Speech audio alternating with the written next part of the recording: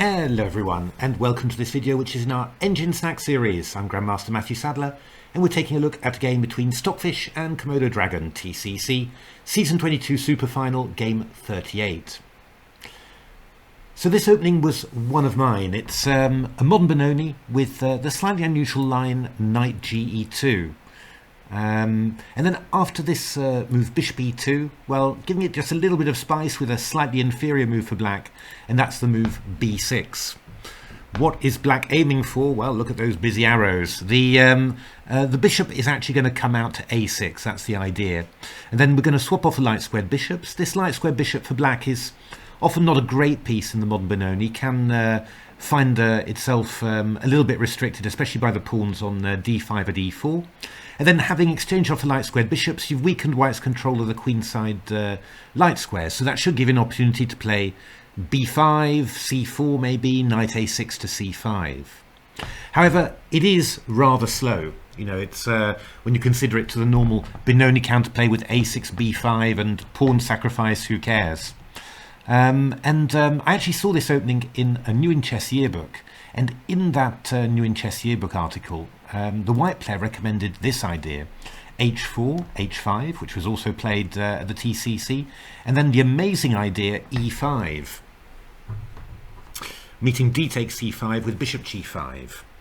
Now, this is an amazing idea, just a pawn sacrifice just out of the book. This E5 idea is quite common in the Benoni, although not quite in this way.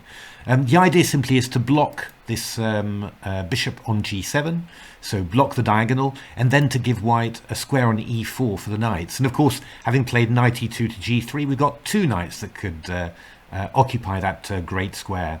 I'll just show you a little game between Komodo and Quivisto, which I played in my engine matches, which really gives you a nice idea of what white's got here. So bishop takes F6, bishop F6, and then we come in with G4.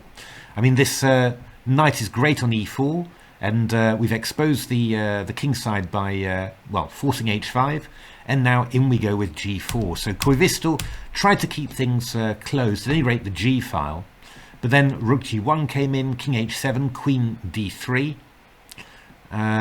lining up. I mean, we've got moves like Rook G5 and then a knight discovery somewhere. Queen F4, Bishop takes H5, of course. If G takes H5, then Knight F6, double check, and then Queen H7, checkmate. So Bishop F5 was played, Bishop F3, King H8, and, well, I mean, white stood pretty well. I mean, here Komodo played Queen E3, and after Bishop H6 just kept on going with H5, and, yeah, even with the queens off, the black king's fairly exposed. So, well, you know, that's the sort of game I was hoping for. But actually, in the TCEC, Komodo just played the very quiet move A4. Actually, it's just a positional approach. You know, looking for Bishop A6, Bishop B5, and then the idea is simply that well, we get the exchange of light square bishops, but on Komodo's terms, which means a weak A7 pawn and an active A1 rook, you know, which could do maybe a few nice things either on the third or the fourth rank. What Stockfish did, Stockfish played H4, but then it played the move Bishop G5. This was also Leela's move, but it's got quite similar ideas to what we've seen already. So Knight BD7 played, Queen C2, a move that surprised me, but well, when you see Stockfish's next idea, you'll understand why. A6, F4, B5.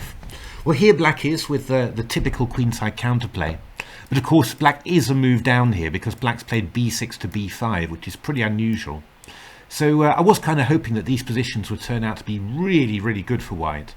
I mean, actually they're really, really dangerous for black, but black does seem to have enough resources somehow, which I can tell you surprises me. And here Stockfish also played this sacrifice, E5 and F5, and this is the really common way of doing it, you know, playing this E5 sac when you've got a pawn on F4. Because what does this pawn on F5 do? Well, it puts pressure on the G6 pawn. We've weakened it by including H4 to H5, and now we've got just real threats against the G6 pawn. Now, what amazes you a little bit, amazes not anymore, but you know, you do notice it. It's simply that you know, there are typical things that you know, human Benoni players have learnt and would whip out in a flash. And yeah, you know, the engines seem to be able to do that too. Simply play the Benoni as black like a real Benoni player. And e4 is the move that I think every Benoni player would just reach for automatically. Don't let white blockade on e4, as we saw in that Komodo Koivisto game of mine. But open up, give back a pawn, but open up the line of this bishop. You'll need it later. And now castle's queenside. And yeah, I mean, this is a quite amazing occurrence. I mean, I can't think of many lines where I've seen casting queenside in a modern Benoni structure. There is one famous game, Joël Lautier against Kasparov. I think it was Amsterdam, 95. I was there, but sleeping during the game after a hard night seconding. But yeah, I remember that one, castle queensides. It's in Game Changer, by the way. But yeah, I mean, it's a really rare occurrence. I mean, simply because you've got a bishop attacking and you've got queenside pawns coming down. You must be a lunatic to castle there. So c4 was played, knight e4, and now a shocking little moment. Knight takes e4. What? Why can't white just take the queen? Well, we go knight takes g3, attacking this one, and after bishop g5, even knight e5 was what my engines wanted to follow up with bishop takes f5, when yeah, the queen's in a little bit of trouble. Even the king might be in a bit of trouble with knight takes and knight checks and that sort of thing. So Stockfish took back with knight e4, queen b6, rook f1, knight e5, g4, breaking open the king side, takes f6, bishop h8, and yeah, I mean, this was a quite incredible game that that in the end ended in a draw, and I'll put the link in the comment to see how that went. It's but you can see, you know, really the use and the value of this pawn sacrifice, because by hook or by crook with this f5 move, even though black has strained like anything to open the line of this dark squared bishop, white's managed to hide it behind the f6 pawn. And well, Komodo managed to hold this position with some counterplay with b4 to b3, but I can tell you that I would take white every single time in this position. You know, white's got this idea of h5, opening the king side. I mean, against a human player in a practical game, this would be very, very difficult. But there we are. I mean, I hope you enjoyed that. Just an exposition of these typical Benoni pawn sacrifices with e4 to e5. This one in a rather unusual setting without a pawn on f4, just doing it very early and then following up with g4 on the king side to blast it open.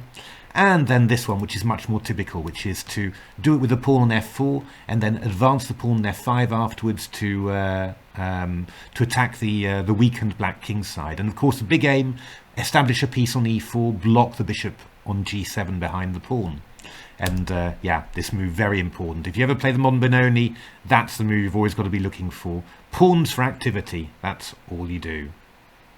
Okay, hope you enjoyed that. Thanks very much for watching.